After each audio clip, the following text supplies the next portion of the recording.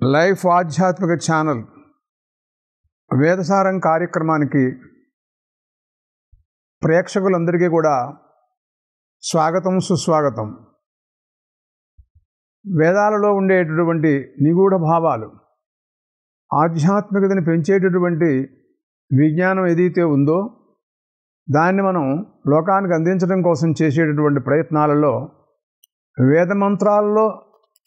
వేదమంత్రాలను ఉచ్చరిస్తూ వాటిలో ఉండేటటువంటి నిగూఢ భావాన్ని తెలియజేయడం కోసమని ప్రయత్నాలు చేస్తున్నాం. చూడండి, ఈ లోకంలో ఎవరు ఏ కార్యక్రమం చేయాలన్నా, వైదిక కార్యక్రమం కానీ లౌకిక కార్యక్రమం కానీ, అందరూ కూడా భగవత్ ప్రార్థన చేయకుండా ఎవరు కూడా చేయరు. అన్నింటికంటే కూడాను ముఖ్యమైనటువంటి ప్రార్థన గణపతి ప్రార్థన. మన దేశంలో కూడా గణపతి నవరాత్రి మహోత్సవాలు, గణపతిని ఆరాధించటం అది ఎంతో గొప్పగా జరుగుతూ ఉంటుంది. కేవలం మనమే కాదు, ఇండియా మొత్తం మీద ఎక్కడ చూసినా కూడాను. అదే కాదు, ఒకానొకప్పుడు దేవతలు, రాక్షసులు పాల సముద్రాన్ని మథించడం కోసమని ప్రయత్నాలు చేసి వాళ్ళు మందర పర్వతాన్ని తీసుకొచ్చారు ఎట్లాగొట్లా మొత్తం మీద. అది సిద్ధమైపోయి మథనం చేయాలని అనుకునే సమయానికల్లా అమాంతంగా కిందకి మునిగిపోయింది సముద్రంలోకి మందర పర్వతం. ఇదేమిటండి ఇలా జరిగింది, మనం ఎట్లా ఇప్పుడు మనం మధించేది అని వాళ్ళందరూ వెరిమొహాలేసి పాపం చూస్తున్నారు. మహావిష్ణువుని అడిగారు, ఏమయ్యా ఇంత కార్యక్రమం ప్రారంభించారు కదా, గణపతి పూజ చేశారా అని అడిగాడు. ఆయన చేయలేదన్నాడు. మరి అంతే, అందుకోసమే విఘ్నం వచ్చింది, ఇప్పటికైనా మీరు గణపతి పూజ చేసి ప్రారంభిద్దాం అని వాళ్ళు కూడా, మహావిష్ణువు అంతటి వారు, దేవతలంతటి వాళ్ళు కూడా గణపతిని ఆరాధించడం అనేటటువంటిది చాలా ముఖ్యంగా భావించినట్టుగా మనకి పురాణాలు చెబుతున్నాయి. అటువంటి ఆ గణపతిని గురించినటువంటి ఓ మంత్రం చూడండి, వేదాల్లో కృష్ణయజుర్వేదం, ఇంకా అలాగే ఋగ్వేదంలోనూ మిగతా వేదాల్లో కూడా ఈ మంత్రం వినపడుతూనే ఉంటుంది. గణానాం త్వా గణపతి గుంహవామహే కవిం కవీనాముపమశ్రవస్తమం జ్యేష్ఠరాజం బ్రహ్మణాం బ్రహ్మణస్పత ఆన శృణ్వన్ ఊతిభిः సీదసాదనం అని ఈ మంత్రాన్ని మనం చెబుతూ ఉంటాం. చాలామందికి వచ్చు, చాలామంది చెబుతూ ఉంటారు. కానీ ఏమిటి ఈ మంత్రంలో ఉండే అభిప్రాయం, అర్థం ఏమిటి, తాత్పర్యం ఏమిటి, రహస్యం ఏమిటి అనే విషయాలు మనకు కావాలి. దాంట్లో వాళ్ళు అంటారు, ఇప్పుడు ఏదో ఒక కార్యక్రమం పెట్టుకుని ఉంటారు, వివాహం చేస్తున్నారు, లేకపోతే ఉపనయనం చేస్తున్నారు, లేకపోతే యజ్ఞయాగాది కర్మలు చేస్తున్నారు, రుద్రహోమం పెట్టుకున్నారు, ఏవో చేస్తూనే ఉంటారు కదండి. ఆ చేసేటప్పుడు ఆ గణపతిని ప్రార్థించి, మేము ఇక్కడ చేస్తూ ఉండేటువంటి ఈ స్థానాల్లో మేము చేసేటటువంటి మా ప్రార్థనలను నువ్వు మన్నించి వింటూ అనుగ్రహిస్తూ మా ఈ చోటు దగ్గరికి వచ్చి కూర్చో అని వాళ్ళు ఆసనం ఇచ్చి కూర్చోబెడతారు. అంటే అన్నింటికంటే ముందు ఆదో పూజ్యో గణాధిప అని, అందరికంటే కూడాను పరమ పూజ్యుడైనటువంటి వాడు గణపతి.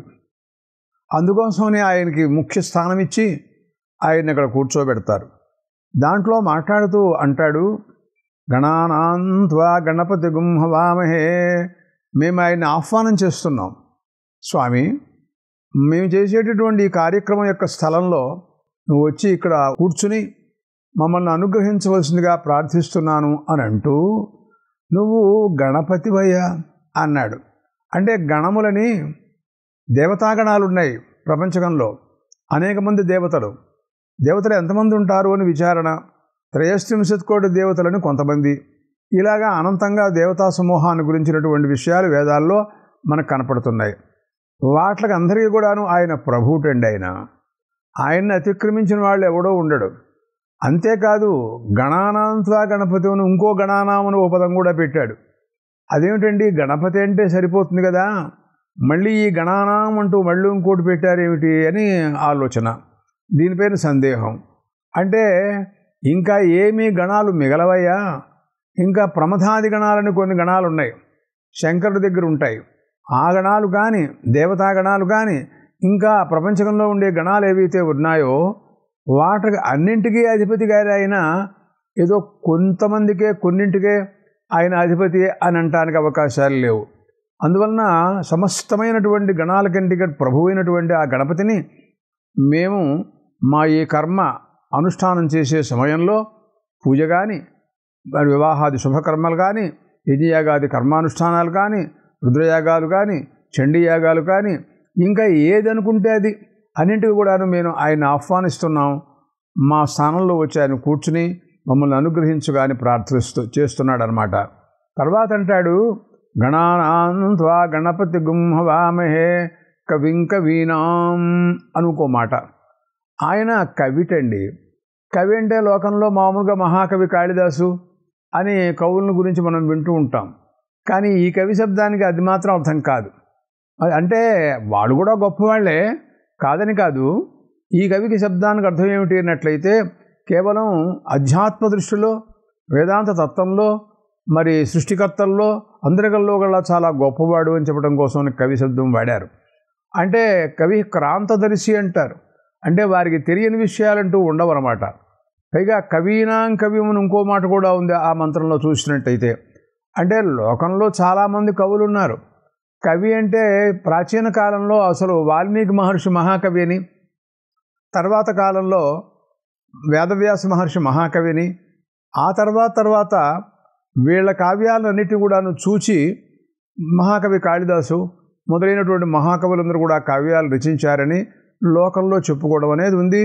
అందరికీ కూడా తెలిసిన విషయం, సంప్రదాయ సిద్ధమైనటువంటి విషయమే. కానీ ఏదో ఊహకు అందింది కదా, బాగుంటుందిలే చెబితే ఈ మాట అని అలా చెప్పిన మాట కాదు. అలాంటి కవులు ఉన్నారు చూసారా, వాళ్ళందరూ కూడా జ్ఞానులు. వాళ్ళు కవి అంటే జ్ఞాని అని దానికి అర్థం అనమాట. వాళ్ళల్లో జ్ఞానుల్లో కల్లా అందరిలో కల్లా ఈయన జ్ఞానండి. ఈయనకంటే ఎక్కువ జ్ఞాని ప్రపంచకంలో లేడు. గణపతి ఉపనిషత్తు అని ఒక ఉపనిషత్తు ఉండింది. ఉపనిషత్తుల్లో చాలా ఉపనిషత్తులు ఉన్నాయి. దాంట్లో ఇదొక ఉపనిషత్తు.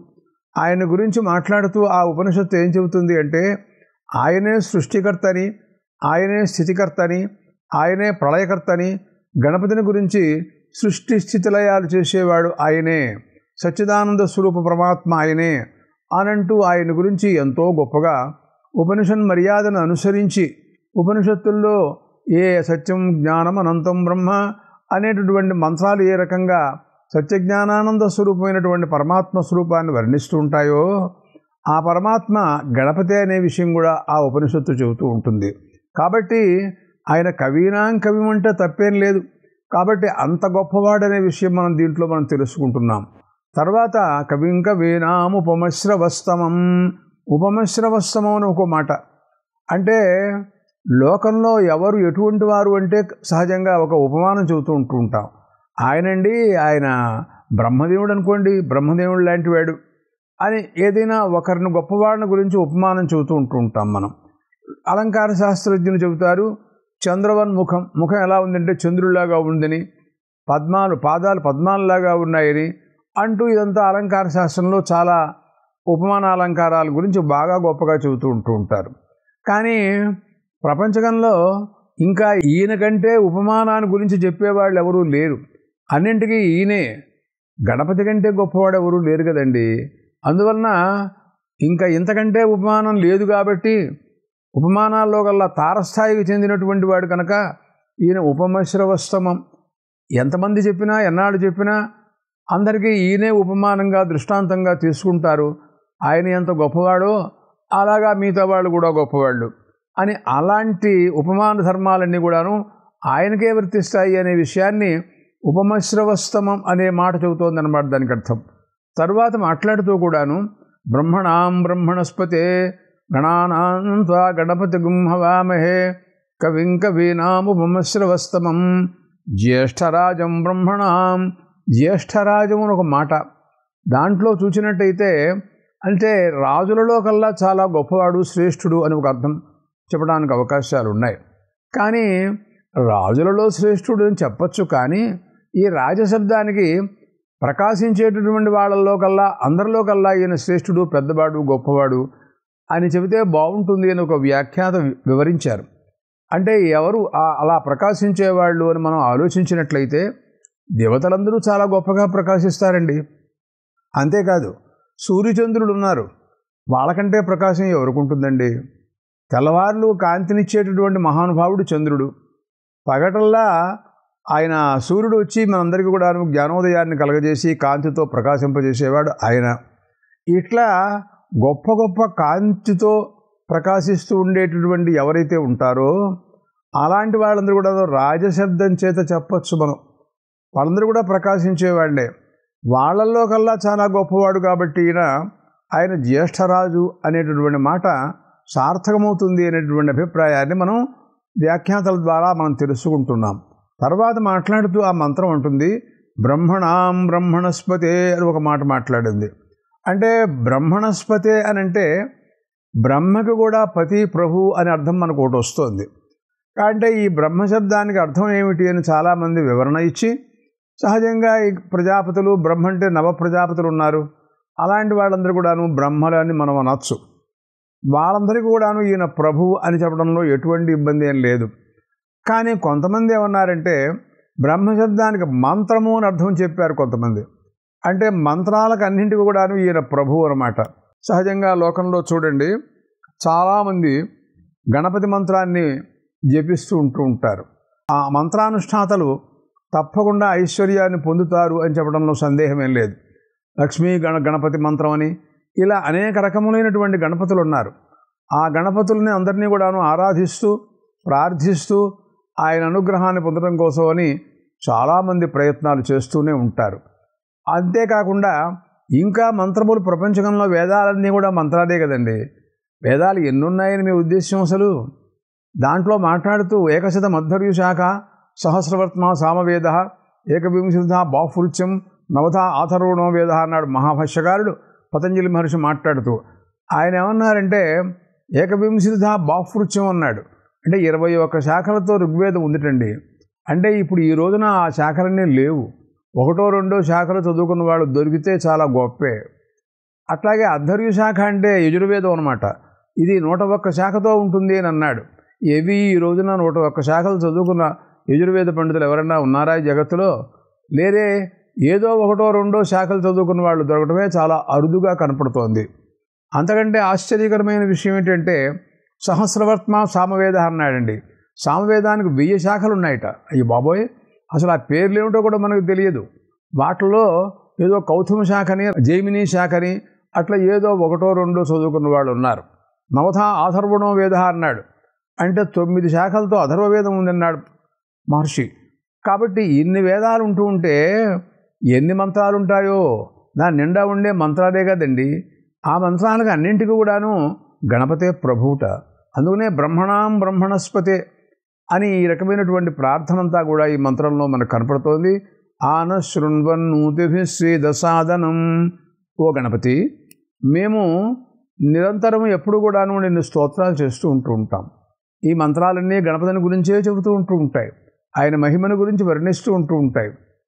కాబట్టి మా స్తోత్రాలన్నిటి కూడా నువ్వు విని మా ప్రార్థనలను మన్నించి మా కార్యక్రమానికి వచ్చి మాతో పాటు ఉండి మాకు ఎటువంటి ఇబ్బందులు కలగకుండా విఘ్నాలన్నిటి కూడాను పోగొట్టి మా కార్యాన్ని సమాప్తం చేసి మేము అనుకున్నటువంటి కార్యసిద్ధి ఏవే కోరికలతో మేము ఈ రకంగా కార్యాలని ఆచరిస్తున్నామో వాట్లను అన్నింటినీ సఫలం చేయటానికి నువ్వు వచ్చి ఇక్కడ నీకు ఇచ్చినటువంటి ఆసనం పైన కూర్చుని మమ్మల్ని అనుగ్రహించవలసిందిగా ప్రార్థిస్తున్నాము అని ఈ రకంగా ఈ మంత్రాన్ని గురించినటువంటి విచారణ ఈ రకంగా కనపడుతోందండి.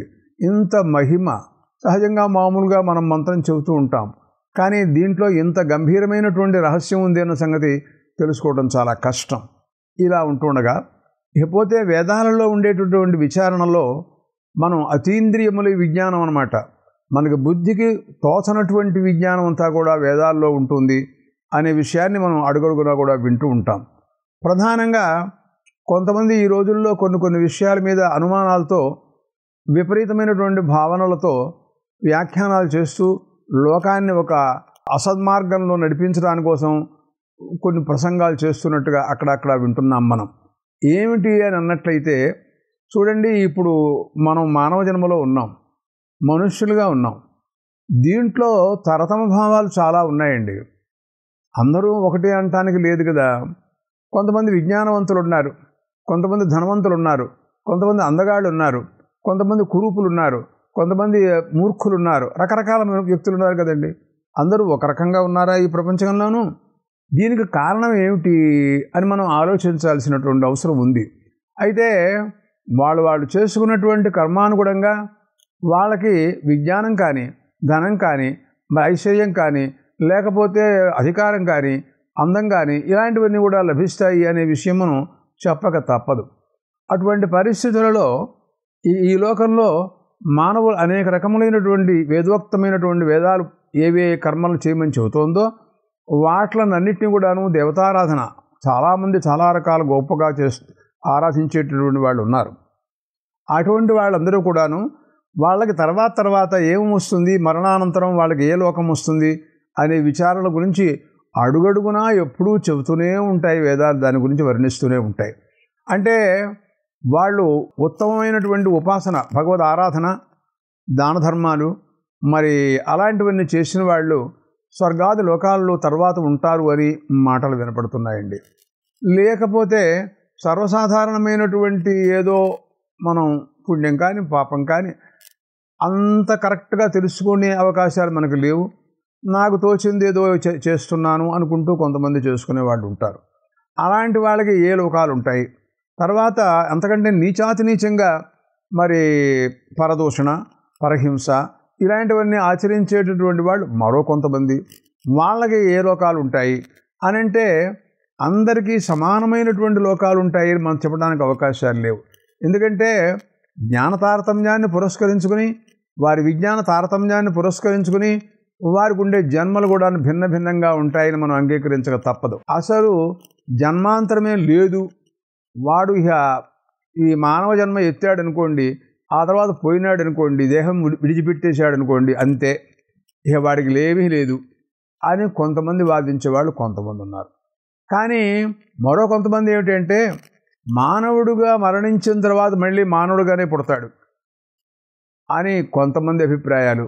ఏమిటో వారికి ఎంత తోస్తే అంతే మాట్లాడుకోవటంగా కనపడుతోంది ప్రపంచంలో చాలా చోట్ల మనం వింటున్నాం. కానీ వేదాలు దీని గురించి ఏమంటున్నాయి ఏమిటి? అసలు మనకు అన్నింటికీ ప్రమాణభూతమైనటువంటివి వేదాలు.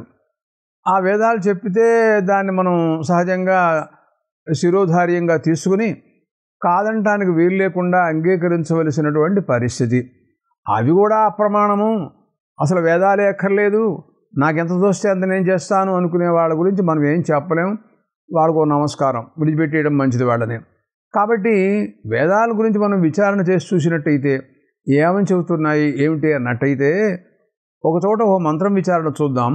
స్వమ్మ ఇష్టగ్గు స్వందత్తం స్వం పూర్తగ్గు స్వగ్గుశ్రాంతం సగుంహుతం తస్యమే అగ్నిరుపద్రష్ట వాయురుపశ్రోత ఆదిత్యోనుఖ్యాత ద్యౌఃపిత పృథివీమాత ప్రజాపతిర్బంధు అంటూ ఒక కర్మానుష్ఠాన కాలంలో ఈ మంత్రాలన్నీ కూడాను చెప్పబడుతున్నాయండి. ఏమిటి ఈ మంత్రాల్లో ఏం చెబుతున్నాయి, అవి వీటి భావం ఏమిటి అని మనం అన్నట్టయితే అంటాడు, ఈ దీంట్లో సొమ్మ ఇష్టం, దత్తం, పూర్తం, శ్రాంతం, హుతం అని 5 విషయాలు మాట్లాడాడండి. ఈ 5ంటికి అర్థం ఏమిటి అని మనం ఆలోచించినట్లయితే, ఇష్టం అంటే ఈ లోకంలో కర్మానుష్ఠానాలు దేవతలను ఉద్దేశించి అనేక మంది కర్మలు చేస్తున్నారు. రుద్రయాగాలు చేసేవాళ్ళు, యజ్ఞయాగాది కర్మలు చేసేవాళ్ళు, అమ్మవారిని ఆరాధించేవాళ్ళు. శరన్నవరాత్రి మహోత్సవాలు వచ్చాయంటే దేశం అంతా మూగిపోతూ ఉంటుంది. అలాగే నవరాత్రులు వచ్చినాయనుకోండి, అలాగే రాముడి గురించి ఆరాధించేవాళ్ళు, కృష్ణాష్టమి, అబ్బో శివరాత్రి, ఇలాంటివన్నీ మన దేశంలో చాలా ప్రామాణ్య బుద్ధితో భక్తి అతిశయంతో అనేక మంది భక్తులు అనేక రకాలుగా వాళ్ళు వ్యవహరిస్తుంటాం, ప్రార్థిస్తూనే ఉన్నారు. అక్కడ అంటాడు, ఆ రకమైనటువంటి స్థితిలో మేము ఆ దేవతలను ఆరాధిస్తున్నాం. ఈ ఆరాధించగా దీనివల్ల కలిగినటువంటి ఫలం, ప్రయోజనం ఏదైతే ఉంటుందో అది ఈ రోజునే అది ఉత్తమ లోకాల్లోకి వెళ్ళి అక్కడ ఉండి నేను నా జన్మ విడిచిపెట్టేసిన తరువాత భోగం కలగజేసేందుకు సిద్ధంగా ఉండుగాక అని ప్రార్థన. అంటే చూడండి, వీడు ఇక్కడి నుంచి ఈ పుణ్యం చేయటం వలన ఈ పుణ్యఫలాన్ని అనుభవించటం కోసమై ఇతను స్వర్గాది లోకానికి పెడతాట. అప్పటికే ఈ చేసిన పుణ్యం అక్కడికి వెళ్ళిపోయి అక్కడ ఇతనికి మంచి స్థానాన్ని కల్పించి, ఫలానా వారు వస్తారండి, వారి కోసం ఇది ఏర్పాటు చేశాం, ఈ చోటు వారిదండి అని అంటూ అది రక్షించడానికి సిద్ధంగా ఉండుగాక అని ప్రార్థిస్తున్నాడు. ఏమండి, ఈయన ప్రార్థించినంత మాత్రం చేత అవుతుందంటాడా? నిజమే, ఆ మాట కూడా ఆలోచించాల్సిన విషయమే. అంటే ప్రార్థన లోకంలో చూడండి, ఎవరైనా పెద్ద గొప్ప ఒక మంత్రులు కానీ, ఎవరైనా ఉన్నతాధికారి కానీ ఏదైనా ఒక ఫంక్షన్కి వస్తున్నారనుకోండి, వీళ్ళందరి కోసం ముందు ఈ సీట్లన్నీ కూడా కేటాయించామండి, దయచేసి మీరు వెనకాల కూర్చోండి, వాళ్ళకి ఆ చోటు ఉండిపెట్టేయండి అంటారు. వాళ్ళు ముందు వచ్చి కూర్చుంటారు. వాళ్ళ కోసం ఏర్పాటు ముందు చేస్తాం మనం. ఇక్కడ ఏ రకంగా తరతమ భావాలు, కొంతమంది ముందు కూర్చుంటారు, కొంతమంది వెనకాల కూర్చుంటారు, ఇంకా అంతకంటే అసలు కూర్చోవడానికి చోటు లేకపోతే నుంచుంటారు. ఇలాంటివన్నీ లోకంలో చూస్తూనే ఉన్నాం కదండి. ఈ తరతమ భావాలు ఇక్కడ లేవా? ఎందుకు లేవు? కనపట్టల్లా చూస్తూనే ఉన్నాం కదా. అట్లాగా ఆ లోకాల్లో కూడా వెళ్ళి అక్కడ నాకు చోటుని కలగజేయవలసిందిగా కోరుతున్నాను అని ఈ రకమైనటువంటి భావాలతో మాట్లాడుతున్నాడు ఈ మంత్రంలో. అంటే ఈ మంత్రం చెప్తే అది ప్రమాణం అని అనుకుంటున్నారు కాబట్టి, అది ఏం చెబుతోంది మీరు చెప్పండి అని అడుగుతున్నారు కాబట్టి మనం మాట్లాడుతున్నాం. అయినా మేము వినము అని అన్నారనుకోండి, మనం ఏం చేయలేము వాళ్ళని. కాబట్టి సొమ్మ ఇష్టగుస్వం దత్తం, దానాలు. అట్లాగే మనం ఇక్కడి నుంచి దానం ఇస్తున్నామండి. దాంట్లో మాట్లాడుతుంది ఒక కర్మలో, అస్మద్దాత్రాదేవత్రాగచ్చత మధుమతి ప్రదాత రమావిశత అనవహాయాస్మాందే భజానేన పథేత సుకృతాన్ లోకే సీదత తన్న సగ్గుస్కృతం అని అంటుందండి ఓ మంత్రం. ఆ మంత్రం ఏం చెబుతోంది అంటే, బంగారం దానం చేస్తున్నాడండి ఒక దాత. అది కర్మానుష్ఠానం. ఆ సందర్భంగా అతను ఋత్విక్కులకి దానం చేస్తున్నాడు. ఆ దానం చాలా గొప్ప దానం. సువర్ణం అనేటటువంటిది లోహాల్లో కల్లా చాలా గొప్పదనమాట. దానికంటే గొప్పది లేదు. దానివల్ల సమస్త పాపాలు పోతాయి అని శాస్త్రాలు అడుగడుగునా కూడా చెబుతూ ఉంటాయి. అలాంటి దానం చేస్తున్నాడండి. అస్మద్దాత్రాదేవత్రాగచ్చత, ఓ దక్షిణాభిమాన దేవతల్లారా, మీరు ప్రస్తుతం ఈ కర్మలో ఋత్విక్కులుగా ఉన్నటువంటి దేవతలు. ఆ ఋత్విక్కులంటే ఎవరు? దేవతలు వాళ్ళే. అందుకోసమని వాళ్ళకి నేను ఇస్తున్నాను ఈ సొమ్మంతా కూడాను. దేవత్రాగచ్చత అని మీరు వెళ్ళి స్వర్గలోకంలోకి వెళ్ళి ముందే ఇప్పుడే, అంటే వీడిప్పుడు వెళ్ళడు, దాత ఎప్పుడో శరీర త్యాగానంతరం వెళతాడు ఆ లోకానికి. కానీ చేసిన పుణ్యం మాత్రం ముందే వెళ్ళిపోతుందన్నమాట. వెళ్ళిపోయి ఆ లోకంలో అతనికి స్థానాన్ని కల్పించి రెడీగా ఉంటుంది. ఇతను వచ్చేటప్పటికల్లా అక్కడ ఏర్పాట్లన్నీ జరిగి ఉంటాయి అన్నమాట. దానికి అర్థం చూడండి, మహానుభావులు కొంతమంది వాళ్ళు ఇంకా రారు, ఇక్కడ మాత్రం వాళ్ళ కోసం ఎదురు చూస్తూ ఉంటారు.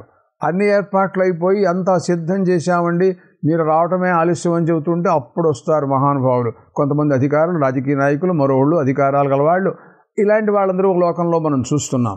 వీళ్ళకే ఇలాంటి పరిస్థితులు ఉంటే దేవతాలోకంలో ఇంతకంటే గొప్పగా ఉంటుంది కానీ తక్కువగా ఉండదు కదా.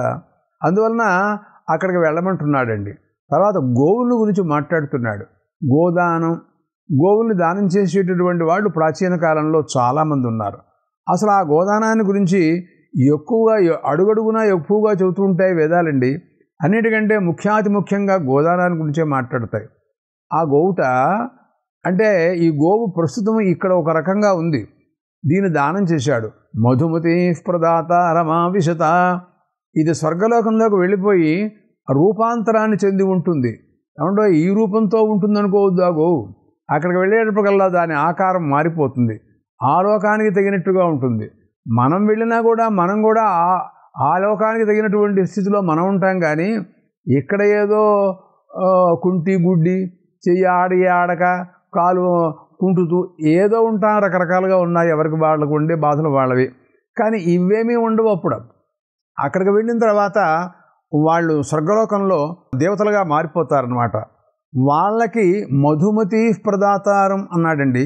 వీళ్ళు వెళ్ళేటప్పటికల్లా మాధుర్యంతో చాలా ఎంతో రుచిగా ఉండే పాలు వాటన్నిటి కూడా సమకూరుస్తూ మీరు అక్కడ ఉండవలసిందిగా కోరుతున్నాను అని ఈ రకమైనటువంటి సంభాషణ అంతా కూడా మన వేదాల్లో కనపడుతున్నటువంటి విషయాలన్నమాట. అదే కాక మరొక రహస్యం కూడా గ్రహించాలి. పాండవులకి కౌరవులకి సంగ్రామం, ఆ సందర్భంగా యుద్ధానికి సిద్ధమైనటువంటి పరిస్థితులలో అర్జునుడు నేను యుద్ధం చెయ్యను అని ఆయన ముందుకేశాడు. ఎందుకంటే ఏమోనండి వీళ్ళందరినీ చంపి నాకేం ఉపయోగం అంటూ ఏదో వేదాంతంగా మాట్లాడాడని మనం మహాభారత కథా వృత్తాంతంలో మనం వింటున్నాం. అప్పుడు ఆయన భగవద్గీతోపదేశం చేశాడన్న సంగతి కూడా మనం వింటూనే ఉన్నాం. అక్కడ ఆయన అన్న మాటలు ఏంటంటే, హతోవా ప్రాప్స్యసి స్వర్గం జిత్వా వా భోక్ష్యసే మహీం అన్నాడండి ఆయన. ఏమయ్యా, ఎందుకు నువ్వు అంత కంగారు పడుతున్నావు? నాకేం అర్థం కావటం లేదు. నువ్వు క్షత్రియుడివేనా కాదా? యుద్ధం ధర్మం. ఆ ధర్మంలో గెలిచావా రాజ్యం వస్తుంది, ఓడిపోయినావా, పడిపోయినావా, చచ్చిపోయినావా స్వర్గలోకం వస్తుంది. నష్టమేంటి నీకు? దీనికోసం నీ ధర్మాన్ని నువ్వు మానుకోవటం ఎందుకు అని ఒక మాట ఉంది అక్కడ. మరి రణంలో యుద్ధంలో అభిముఖంగా పోయినటువంటి వాడు స్వర్గలోకంలోకి పెడతాడు రాజు అని ఉంది కదా. మరి ఈ లోకంలో రాజుగా ఉన్నవాడు, వాడికి అసలు లోకాంతరాలే లేకపోతే స్వర్గలోకంలోకి వెళ్ళటం ఏంటి? వెళ్ళిన తర్వాత స్వర్గలోకంలో వాడు మంచి తేజస్సుతో దేవతారూపంతో ఉండటం ఏమిటి? కానీ ఈ గీతలో గీతాచార్యుడు చెప్పినటువంటి మాట ప్రకారంగా చూస్తే మరి వాళ్ళు స్వర్గలోకంలో దేవతాత్వాన్ని పొంది చాలా గొప్పగా ప్రకాశిస్తూ ఉంటారని మహాభారత కథావృత్తాంత ప్రకారంగా మనకి స్పష్టంగా తెలుస్తోంది. అది కాదంటానికి లేదు కదా. అలాంటివన్నీ కూడా మన వేదాల్లో మనకు కనపడుతున్నాయి.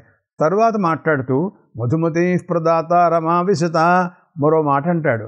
ఓ గోళ్ళారా, ఓ దక్షిణలారా, అనభాయాస్మాను మమ్మల్ని విడిచిపెట్టమోకండి. మీరు మమ్మల్ని తీసుకెళ్ళాలి. మాకేం తెలుసు? అసలు ఎలా వెళ్ళాలో రూటు తెలియదు మాకు. మీరు ముందు పెడుతూ ఉంటే మేము వెనకాల వస్తాం. మన పుణ్యం ముందు నడుస్తూ ఉంటుంది, దాని వెనకాల మనం పెడుతూ ఉంటాం అన్నమాట.